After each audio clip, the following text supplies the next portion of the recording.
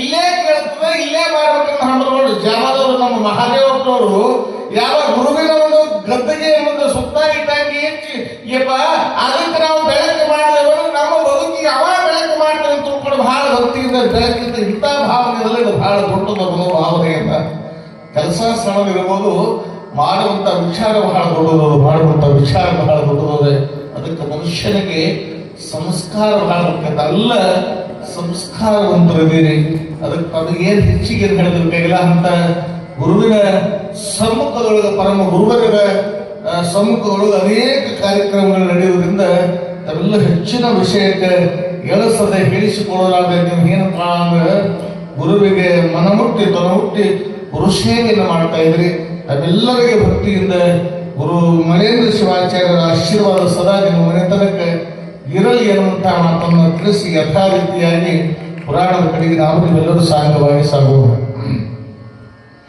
ಮಡಿವಾಳೇಶ್ವರರ ಅನಂತ ಲೀಲೆಯನ್ನು ಮಾಡುತ್ತಿರುವಾಗ ಒಂದಲ್ಲ ಎರಡಲ್ಲ ಸಹಸ್ರಾರು ಲೀಲೆಯನ್ನು ಮಾಡ್ತಾ ಇದ್ದಾರೆ. ಲೀಲೆಯನ್ನು ಮಾಡುತ್ತಿರುವಾಗ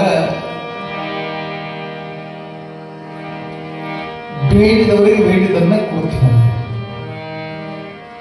ಹೊಸಳ್ಳಿ ಅಂತ ಬರ್ತದೆ ಗದಗದಲ್ಲಿ, ಹೊಸಳ್ಳಿ ಬೂದೀಶ್ವರ ಮಹಾಸ್ವಾಮಿ. ಹೊಸಳ್ಳಿ ಬೂದೀಶ್ವರ ಮಹಾಸ್ವಾಮಿಗಳು ಹೊಸಳ್ಳಿ ದಯಮಾಡಿಸ್ತಾರೆ. ಹೊಸಳ್ಳಿ ದಯಮಾಡಿಸಿದಾಗ ಹೊಸಳ್ಳಿ ಬೂದೀಶ್ವರ ಸ್ವಾಮಿಗಳು ಮಠದಾಗ ಏನ್ ಮಾಡಿದ್ರು ಅಂದ್ರೆ ಗೋಧಿ ಒಣ ಹಾಕಿದ್ರು. ಗೋಧಿ ರಾಶಿಯಾಗಿತ್ತು, ಗೋಧಿ ಒಣಗ ಕಟ್ಟಿದ್ರು.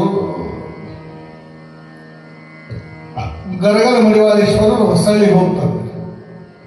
ಮಠದಾಗ ಬೂದೀಶ್ವರ ಮಹಾಸ್ವಾಮಿಗಳು ಮಠದಾಗ ಕುಂತಿರುವಂತಹ ಸಮಯದೊಳಗೆ ಒಳಗೆ ಕುಂತಾರ.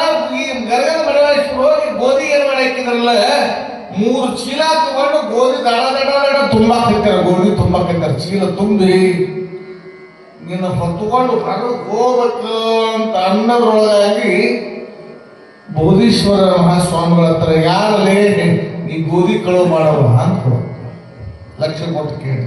ಇದು ಬಹಳ ಅದ್ಭುತ. ಯಾರಲ್ಲೇ ಗೋಧಿ ಕಳುವು ಮಾಡ್ಕೊಂಡು ಹೊಂಟಿಲ್ಲ ಯಾರು ಅಂತ ಕೇಳಿದಾಗ ಮಡಿವಾಳೇಶ್ವರ ಆ ಚೀಲವನ್ನ ಅಲ್ಲೇ ಒಗಿತಾರೆ, ತಟ್ಟದ ದಳ ಒಗಿತಾರೆ. ಒಗರಂತಾರೆ, ಲೇ ಬುದ್ಯ ನಾ ಯಾರು ಅನ್ನೋದು ಗೊತ್ತಾಗಲಿಲ್ಲ ನನಗ.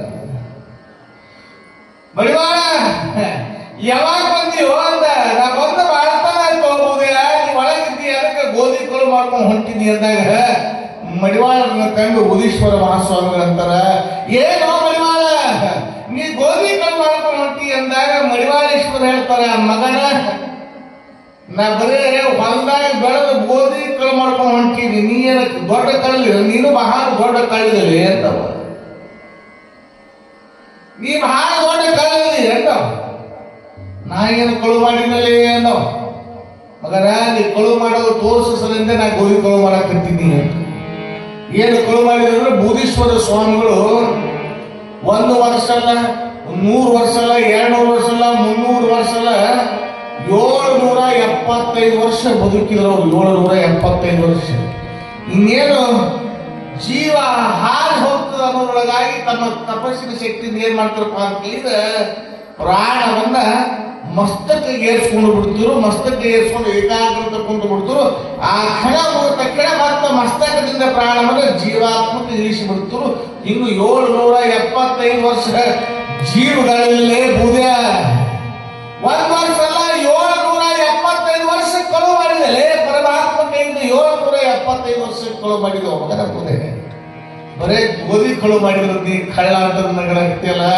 ನಾ ಗೋಧಿ ಕಳ್ಳ ಆಗಿರ್ಬೋದಲ್ಲೇ ಬೂದ್ಯ, ನೀನು ಜೀವಗಳಿಂದ ನಾನು ದೊಡ್ಡವ, ನೀನು ದೊಡ್ಡವ, ಕಳ್ಳ ಅಂತ ತಿಳ್ಕೊಂಡು ಹೇಳಿದಾಗ ಬುಧೀಶ್ವರ ಮಹಾಸ್ವಾಮಿಗಳಂತಾರೆ, ಮಡಿವಾಳಪ್ಪ ಒಳಗಿನ ಕಣ್ಣನ್ನು ತೆರೆಸೋದು, ನನಗೆ ಒಳಗಿನ ಕಣ್ಣನ್ನು ತೆರೆಸೋದು.